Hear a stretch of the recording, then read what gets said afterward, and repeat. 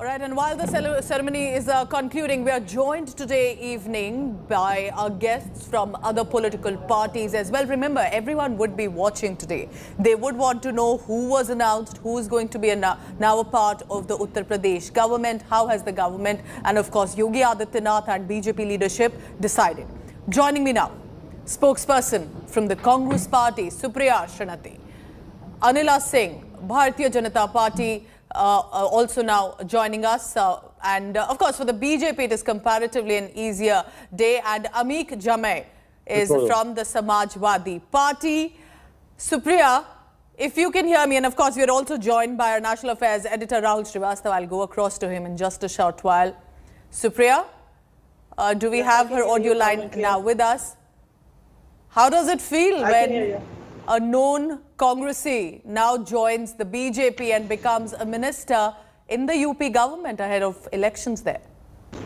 No, I don't think politics is about how I feel today. I mean, this isn't, he's a personal friend and will continue to be. But I will say one thing here.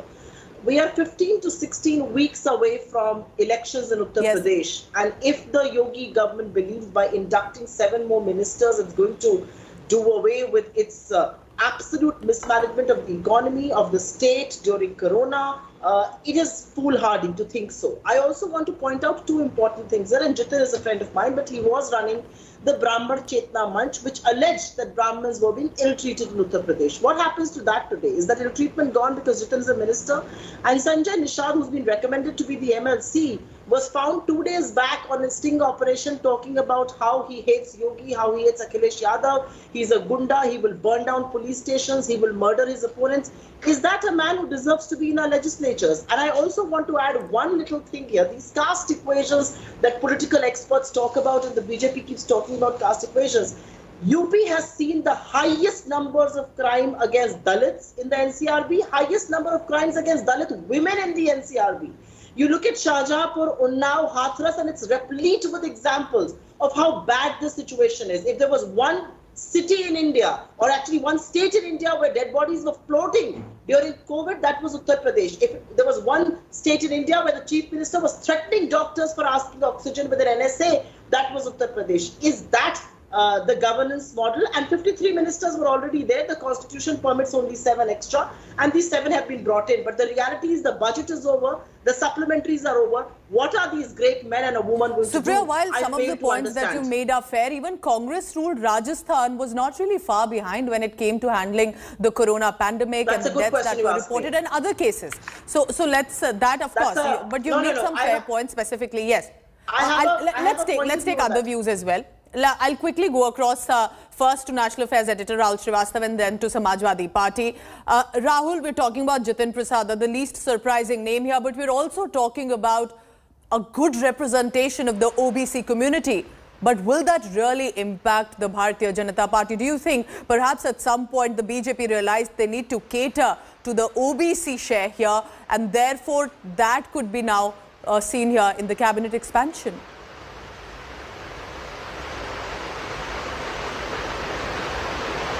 Pooja, in 2017 and in 2019, it was a rainbow coalition of castes on the ground.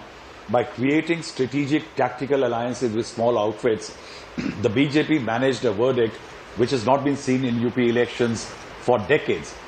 Now, over the last 4.5 years, the BJP did realize that there were voices out in the open, that Yogi Adityanath's style of functioning as Chief Minister, also his caste and the manner in which he has addressed the various caste equations, and his own performance, as Supriya said very rightly, that the handling of COVID have not earned is not going to earn dividends for the BJP in the next elections. So the BJP, the exercise today is part of a long-term damage control the BJP is creating for the 2024 elections. You're right about the OBC element. You see, when on 7th of July, Prime Minister Narendra Modi rejigged his Council of Ministers, the most strongest signal which was sent to us was that 27 OBCs now in the Council of Ministers, how there are more Dalits. The idea was to signal to Uttar Pradesh. Then by creating a law in Parliament to overturn a Supreme Court order vis-a-vis identification of caste, OBCs and addition to list, the BJP sent out another political signal. The BJP has been sending out political signals because it knows that it needs damage control. Yes. The crisis is that while the BJP is going ahead with these changes, definitely these men have not been inducted to do great administrative work. It's a political signal. See, three of them are strong RSS and background. Rahul, yes, Rahul, let's just take that question to Anila Singh, also joining us from the Bharatiya Janata Party, because that's what everybody is talking about. That's what Supriya is also saying. I will come back to you, Rahul, that you have a strong crime rate going on. You have people on camera saying that Uttar Pradesh Chief Minister himself is not the best bet. There are so many that are attempting dissent, then they get inducted into the government. So this is not about merit or work. This is about fulfilling clear caste equations that still work for the Uttar Pradesh as a state for elections. Nothing else really works there. Pooja, firstly, I convey my good wishes to newly appointed ministers in Punjab and in Uttar Pradesh. See, this is the prerogative of any of the chief minister heading a state, when and how he goes ahead with his cabinet, whether he wants to induct new ministers or he wants to reduce his cabinet. I think it is totally a prerogative of chief minister. And in today's date, if we talk about Uttar Pradesh, my home state, and we have got new ministers in our cabinet, and definitely they are going to have a good 6 months in their hands to do work. And according to me, if you really want to do something, yes, I mean, it is not the time, years together or the months or whatever. If you want to convey that you can be a good minister, so it is all good for the future as well, because in 22 we are going to come back.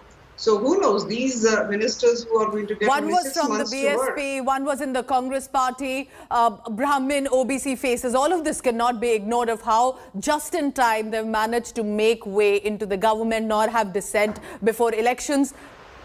Amik, when you're looking at all these names that have come up, the fact also remains that the Samajwadi Party catered to a Yadav name at that point, the Yadavs there in the state, whether or it was the strong Muslim vote bank that also constitutes a lot of important vote share for the Uttar Pradesh elections. Today, when the caste calculations are being worked for the BJP, what's wrong with that? They are doing what will work, as exactly how the Samajwadi Party or parties before BJP attempted in the state.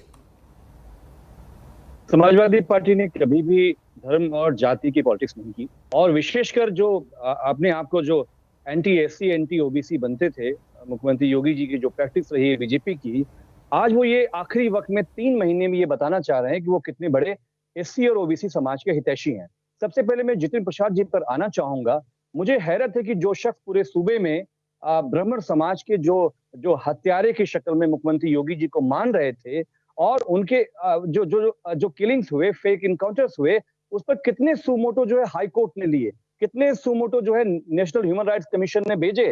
ये जब पूरे प्रदेश में बहुत ब्राह्मण समाज के सम्मान के लिए कैंपेन चला रहे थे और ये कह रहे थे कि हम भारतीय जनता पार्टी को नहीं, अमित, मुझे आपका पॉइंट थोड़ा समझाएं। जी, क्यों आप कह रहे हैं Bharatiya Janata party anti SC ST थी और अब उसको अपना चेहरा बदलना चाह रहे हैं? वो मैं आपको बता रहा हूं कि उनकी मांगे क्या है। जितिन प्रसाद जी के साथ जो हुआ ये बहुत ही हास्यास्पद है, बहुत ही शर्म की बात है कि 2 महीने के लिए एक जो केंद्रीय मंत्री रहे हो, जिनका बहुत ही विशाल बैकग्राउंड रहा हो, उनको 2 महीने के लिए ढक्कन मिनिस्टर बनाया गया हो। और रही बात एससी ओबीसी की, उसकी डिमांड क्या है? उत्तर प्रदेश में पिछड़े समाज का विधान और that frame of Amik Jamai has, we'll get that link back on. But of course, serious charges there being thrown, and specifically with regard to Jitin Prasad, who's of course the most high-profile name, having come from the Congress party, has also conducted yatras with regard to the Brahmin caste. All of this, will it work or not? And remember, he was a very strong face with regard to the UPA as well. Rahul, you were finishing a point. I would like you to finish that, what you were saying, and then we'll go across to other guests. Yes. Pooja, basically, if you look at this exercise, it is not that the Yogi Adityanath government has just added some members to the Council of Ministers. In fact, going to the extreme limit, you can have 60-odd ministers, and now his council is that big. The fact is that not one from the past has been dropped. Sitting minister has been dropped is a very significant issue, because that means the BJP is not unlike Gujarat, is not in a mood to cause any upset. So fragile the BJP assesses the situation in UP is that it can't drop a minister. Whereas in Gujarat, where it felt there is time and there is need for removing that anti-incumbency factor, the entire council of ministers. So not removing is also a signal of any senior sitting minister. Second, say for example, how minutely the BJP has worked this whole thing out.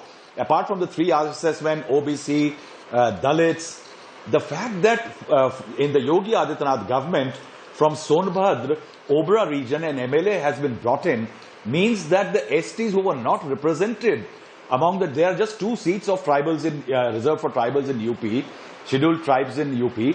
One of them from Obra has been brought in as a minister. Means that the BJP does not want to lose even those 2 seats. One of them is held by the BJP, one is held by the Apna Dal. So there is a definite focus on correcting the situation and also attempting to win the election. Supriya, as you're looking at, of course, the names that are coming in, can we stay with the graphic of the UP demographics here? Remember, with the 41% for the OBCs, Muslims are about 19%, upper castes and in a manner which specifically for the Brahmins about 19%, and the SCs are about 21%. All of this, if gets taken care of by the BJP, where do you think the Congress is going to reach out? Do you think this also means if the caste equation has been balanced by the BJP, is the Congress party looking at perhaps then the Muslims voting for the Congress party? Will they want to vote when Priyanka Gandhi takes out that rally? The Congress does not look strong enough for the Uttar Pradesh elections right now, Supriya. You know, Pooja, I find it foolhardy that people, sit down and think that because ministers have been made, these people will vote. I will go back to the exact graphic that you're referring to, whether it is OBCs, whether it is SCs, whether it is STs, whether it's Muslims, whether it's the Brahmins, whether it's the Thakurs. They are all impacted by misgovernance. Please understand, when the Yogi Adityanath government was formed in their manifesto, they had said, we will take the procurement price of sugarcane to 400. It is still at 350 despite a 35 rupee hike. That's all that they have done. UP was the only state where every nodal district had a nodal officer, no less than the rank of the DIG, who was watching out. Protests should not be joined by farmers from Uttar Pradesh. UP is the only state where if you were protesting against unemployment and if you were the youth of the country, the chief minister put out a tweet saying, I will confiscate your property. You think it doesn't impact all religions, all tribes, all castes? It impacts everybody because UP, the poverty has gone up, unemployment is rising, and nobody can talk about that. UP is the only state where if you're a journalist and you report that namak diya ja raha hai Mirzapur mein, aapke upar deshdrah ka आरोप लग जाएगा. अगर आपने बोला कि मुसहर घास खा रहे हैं वाराणसी में, आपके ऊपर देशद्रोह का आरोप लग जाएगा. That's the beauty of being in Uttar Pradesh. You think it doesn't impact all castes, all religions, all tribes? It impacts everybody. So let us not think of voters as these monolithic blocks. But let's not pretend here, Supriya. All of us know that with several serious issues that have been there in Uttar Pradesh, people have still voted on caste or at least religion. Amik Jimai, आपका link उस वक्त जो cut off हो गया था. जी, you want to finish of Zilla Parishad, Panchayat, and they will tell you a different story. Okay, let's get in a view from the Samajwadi Party as well. अमीक काफी issues रहते हैं, specifically जो Covid pandemic का वक्त था, जिस तरह से वहां पे सिचुएशन देखी गई, और अभी वायरल फीवर, इतने बच्चों की जो डेथ हुई पिछले कुछ दिनों में उत्तर प्रदेश में, काफी क्रिटिसिज्म हुआ सरकार को लेके. बट द फैक्ट रिमेन, जब वोट डालने उत्तर प्रदेश में देखा गया है अभी तक कास्ट इक्वेशन मैटर करती है. जब आप शुगर केन का गुस्सा था, शुगर केन का एमएसपी बढ़ा दिया गया 350 रुपए पर क्विंटल. क्यों अब ऐसा किसान को नहीं लगेगा कि अगर मेरे इलेक्शन से पहले हट गए हैं केसेस और मेरे जो है एमएसपी बढ़ा दिया गया है, मेरी कम्युनिटी का रिप्रेजेंटेशन है सरकार में, क्यों मैं इस सरकार को फिर चांस नहीं दूं? क्यों मैं समाजवादी पार्टी को लाऊं जिसका मुझे जोर नहीं लगता? देखिए पूजा, मैं आपको समझाना चाहता हूं कि ये जो एससी ओबीसी कार्ड खेलने का काम मुख्यमंत्री योगी जी ने शुरू किया है, इसको लोग कैसे देख रहे हैं? आप बताइए कि जो पिछड़े समाज का हमारे उत्तर प्रदेश में जो डिमांड है, सबसे बड़ा डिमांड है आज, जो राष्ट्रीय डिमांड बन रहा है कि पिछड़े समाज का जो आरक्षण है, उनकी आबादी है 60% और आरक्षण है 27%। आपने 10% सामान्य वर्गों के लोगों का कर दिया, उसमें किसी को कोई दिक्कत नहीं है। लेकिन आज जो सबसे बड़ा डिमांड है कि ओबीसी कम्युनिटी ये चाहता है, उनके लोग ये चाहते हैं कि आप हमारे जो आरक्षण का सीमा है 27%, इसको आप बढ़ा के 50% पे ले जाओ। ये तो हो गया नंबर 1। दूसरा ये है कि उत्तर प्रदेश में आपको मालूम है कि भारतीय जनता पार्टी के जो कैबिनेट मिनिस्टर थे श्री ओम प्रकाश राजभर, या जो भी इनके ओबीसी एमएलएज हैं बीजेपी के भी, उनका ये मान था कि जो सामाजिक न्याय समिति का जो रिपोर्ट था, जिसके अंदर ये पता चले कि किस जाति के लोगों का कितना प्रतिनिधित्व सरकार में, हुकूमत में, सिस्टम में, नौकरियों में है। लेकिन मुख्यमंत्री योगी जी ने सभी ओबीसी जो बीजेपी के एमएलए थे उनसे झगड़ा कर लिया। उन्होंने कहा कि हम नहीं बताएंगे कि किसकी कितनी रिप्रेजेंटेशन है। उसी पे जो है ये सारे ओबीसी के जो एमएलए हैं उनका मुख्यमंत्री जी से झगड़ा हुआ। हम ये पूछना चाहते हैं कि आज ये जो लोग भी बने हैं, क्या ये जो है पूरे प्रदेश के जो हमारे ओबीसी समाज के लोग हैं, पिछड़ा समाज के लोग हैं, उनको बताएंगे कि वो समिति की जो रिपोर्ट है सामाजिक न्याय की, नंबर 1 वो उसको जो है उसका निष्कर्ष क्या है। नंबर 3 ये है कि हमारा जो एससी ओबीसी है उत्तर प्रदेश में, पूजा, वो किसानी करता है, वो छोटा खेतिहर है। उसकी जो पूरी जो फसल का दाम है, एमएसपी आपने बोला 1800, अगर मैं 75 रुपए की बात करूं जो एमएसपी था धान पे, पूरे उत्तर प्रदेश में कहीं भी 900 से लेकर 1000 के ऊपर उन्हें मजबूर होना पड़ा है। ये जो व्यापारी वर्ग है जो कि इन राइस मिलर्स का दलाल होता है सरकार के साथ, उनको मजबूरी में बेचना पड़ा। आप केसीसी का क्या हाल है मालूम है? किसान क्रेडिट कार्ड का क्या हाल है? वही एससी ओबीसी के लोग हैं, कमजोर समाज के लोग, जिनके बारे में जब माननीय नेताजी ने 2012 में सरकार बनाई तो जितने भी उनके कर्जे थे खेती किसानी के, माननीय नेताजी ने उसको माफ किया। हमने सिंचाई माफ की, हमने बिजली माफ की। वही अब योगी आदित्यनाथ भी कह रहे हैं कि हम एमएसपी बढ़ा दिया हमने शुगर केन के लिए, जो केसेस थे किसानों के खिलाफ वो हम वापस ले लेंगे। तो वो भी इलेक्शन से पहले काफी अनाउंसमेंट्स कर रहे हैं। पूजा, अगर अनाउंसमेंट करना है, हम उनके धन्य होंगे कि 27 तारीख को जो पूरे देश में भारत बंद हो रहा है किसानों का, उत्तर प्रदेश में पूरा किसान, ये कहते हैं कि किसान मवाली है, किसान समाजवादी पार्टी का है, पूरे उत्तर प्रदेश में किसान आज सड़क पर है।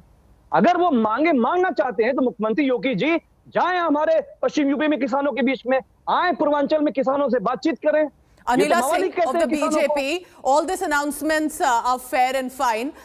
When is he going to go to the farmer or to the ones who are underprivileged, specifically with regard to castes, and at least help them understand that this representation, as Samajwadi Party is saying, is all fake. This is just on the face surface value. This is not really going to benefit those who really need the government and specifically need the Uttar Pradesh Chief Minister. So my question to you is, will the UP Chief Minister take it to the ground?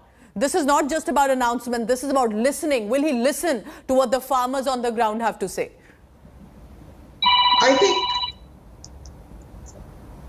I think he is one chief minister in India in today's date, not because Uttar Pradesh is my home state and I am perhaps I have got a soft corner for this state, but the reality is he is one chief minister who is Yogi, who doesn't have to earn for his family or the future generation. Whatever he is doing, it is for the benefit of the people of Uttar Pradesh.